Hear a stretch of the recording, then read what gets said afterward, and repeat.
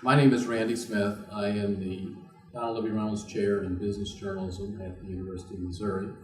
The University of Missouri School of Journalism is the oldest school of journalism in America. Started in 1908 with money from Joseph Pulitzer, whose money was later used to start the Pulitzer Prize. We have an international program that is worldwide, and it started really with one of our first graduates who opened up a University of Journalism in Beijing. Since that time, journalism has gone through a number of transformations.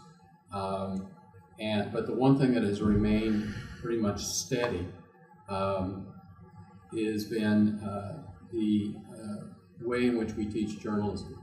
We teach it through something we call the Missouri Method. And that means academic experience in the classroom combined with real live working on a television show, working in radio, working in other kinds of media. We produce the city's daily paper. We also produce the top news program there at KONU, which is an NBC affiliate. So the real key as far as business journalism and as far as journalism is concerned is the opportunity for the students to be able to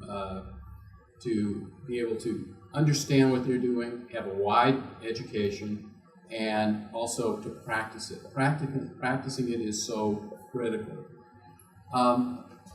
If you think about the last 100 years of journalism, we've had the development of radio, we've had the development of television in the 50s, and then we've had the internet that's really been going since the 80s and the 90s up till now, and of course all throughout that time we've had print. In America, a lot of the new organizations that are starting up, Bloomberg News in the financial area, CNN television, were just born really maybe 15 or 20 years ago. So what we're doing is getting our students ready to work not only on the journalism that's print, but also on journalism that is also digital. So to do that, we have to remember that whether it's print or whether it's television or whether it's radio, whatever it might be, that these are simply just platforms for storytelling. And platforms are simply that. They are platforms.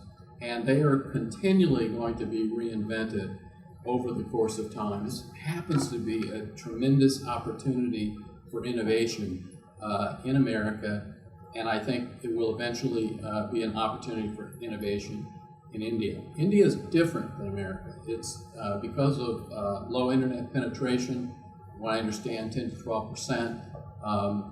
India still has thriving newspapers. I believe the Times of India has almost a 7 million circulation.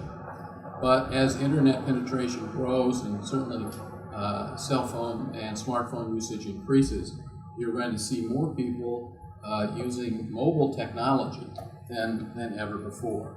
And so they'll be getting their news from these kinds of things rather than opening up a newspaper.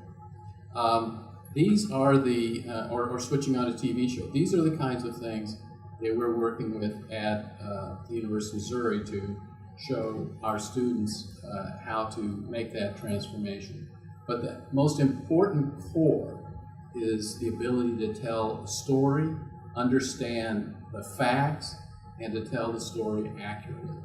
And really the best way to do that is to report and do it on a regular basis. One of the best pieces of advice that I got as a student was to write every day. And writing every day was one of the things that helped me grow and progress in the field. I learned a lot of techniques in journalism.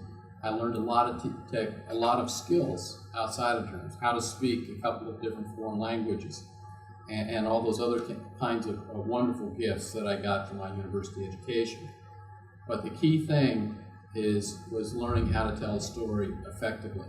In my particular area, in business journalism, we have started a new publication that's totally online. So our students are writing stories, and publishing them online for an entire state. And it's an amazing process. And the students are doing all the things that we would do in the 60s, 70s, and 80s, but then they're transforming it into new ways and new platforms. We have an app, we have a web page, and we're soon to develop several other things. So the students are, and it's all been student oriented and student based. Right from the very beginning of the startup of our company there at the School of Journalism. And so I think this is a great time of entrepreneurship. I think this is a great time of innovation. But it's also a time to remember our basics, which is storytelling, telling things accurately, telling them in a way that everyone can understand. Journalists are the great translators. We talk to so many different people every day in different fields, and those different fields have their own languages. It's our job to try to transform that information into language that everyone can understand. You ought to be able to explain the story in a way that your mother would understand, or your father would understand, who has no knowledge of what it is that you were reporting. So I think that is a key thing. I also think, as journalists, we need to think more analytically, and we need, as students and as professors, to be asking questions. One of the key questions that I learned in the Pulitzer was, can this happen again? I was covering a very, very sad tragedy, and it's easy to cover a tragedy. It's easy to cover a very difficult situation. But when you ask the question, can it ever happen again, and why did it happen? These are critical questions that we need to ask. And those things tend to, when you ask those questions, can make an impact on society, can change lives. Because you can, through journalism, make sure unsafe building methods and construction methods, as it was in this particular case, don't get repeated. And then asking, could this happen elsewhere?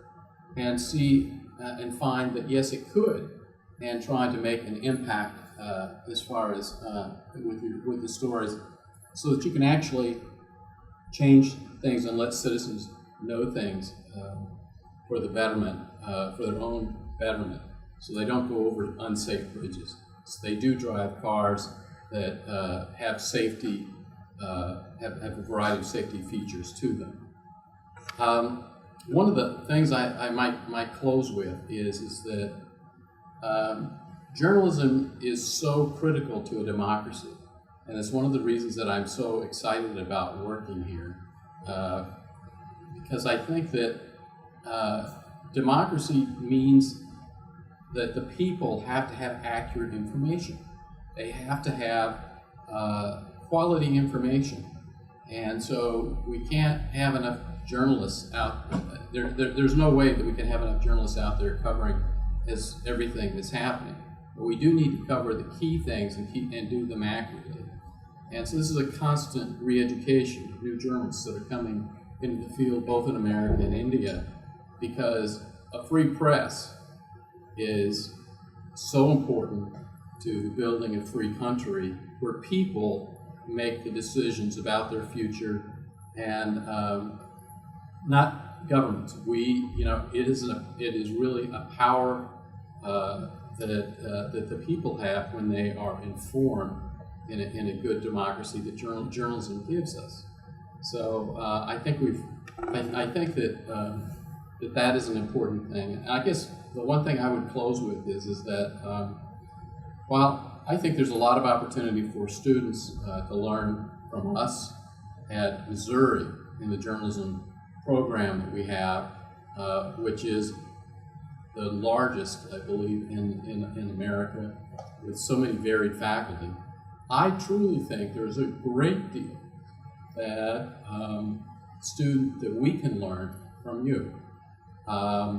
And I'm looking forward to the opportunity of being here and learning from your school, from your students, your professors, about what's going on here, because I think that is the great gift. I predict that when we look back on this, I will say, I learned more from you, and I brought back more from you, and it really improved my classes and improved my ability to teach because I was here and that I had this opportunity to share this partnership.